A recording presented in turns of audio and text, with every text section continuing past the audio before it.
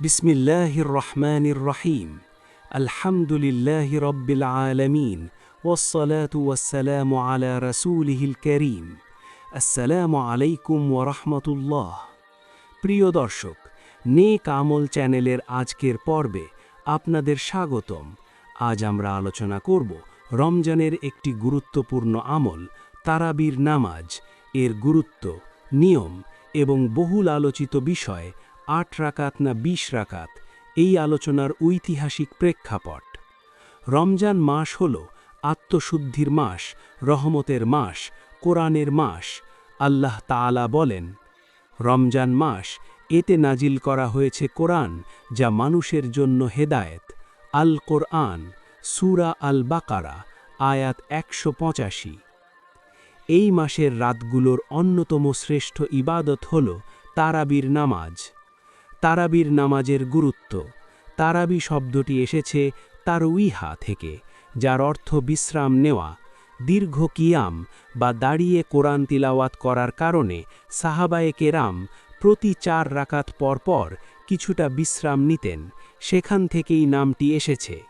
রাসূলুল্লাহ সাল্লাল্লাহু আলাইহি ওয়াসাল্লাম বলেছেন, যে ব্যক্তি ঈমানের সাথে এবং সাওয়াবের আশায় রমজানে রাতে নামাজ আদায় করে, তার পূর্বের গুনাহসমূহ ক্ষমা করে দেওয়া হয়।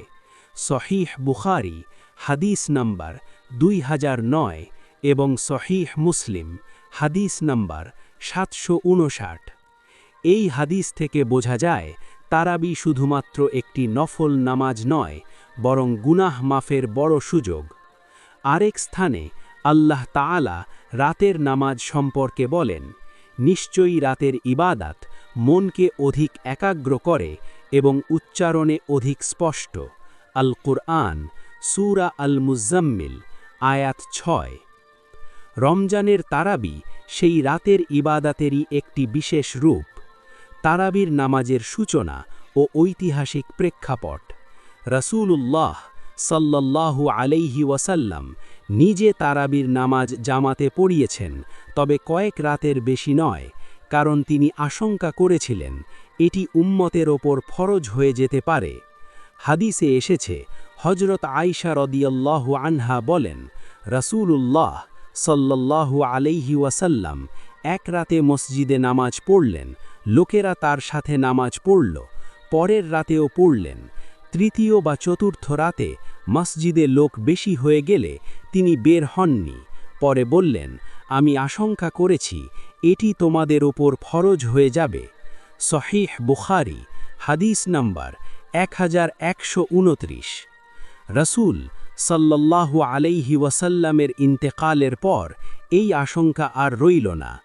খিলাফতে রাশেদার যুগে, বিশেষ করে হযরত ওমর রাদিয়াল্লাহু আনহু, হযরত উসমান রাদিয়াল্লাহু আনহু এবং হযরত আলী রাদিয়াল্লাহু আনহু এর সময় ২০ রাকাত তারাবি আদায় করা হতো। এটি সাহাবীদের ইজমা বা সম্মিলিত আমল হিসেবে গ্রহণ করেছেন অধিকাংশ ফকিহ। সুনান আত-তিরমিজি এবং সুনান আবু দাউদের বিভিন্ন বর্ণনায়ও দীর্ঘ কিয়াম এবং অধিক রাকাতের ইবাদতের উৎসাহ পাওয়া যায়। ইমাম আবু হানিফা, ইমাম মালিক, ইমাম শাফিঈ এবং ইমাম আহমদ রাহমাতুল্লাহি আলাইহি, এই ৪ মাযহাবের অধিকাংশ আলেম ২০ রাকাতকেই সুন্নাতে মুআক্কাদা হিসেবে গ্রহণ করেছেন।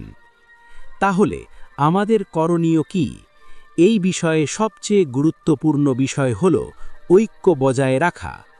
৮ রাকাত পড়লে নামাজ হবে, ২০ রাকাত পড়লেও নামাজ হবে, কারণ উভয়টির পেছনেই শরঈ বিধি রয়েছে।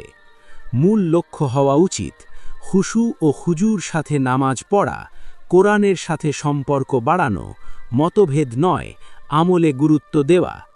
আল্লাহ আমাদের সবাইকে রমজানের রাতগুলোর হক আদায় করার তৌফিক দান করুন। আমিন। ভিডিওটি ভালো লাগলে লাইক দিন, নেক আমল ছড়াতে শেয়ার করুন এবং এমন আরও ইসলামিক ভিডিও পেতে চ্যানেলটি সাবস্ক্রাইব করুন। জাযাকুমুল্লাহু খাইরান।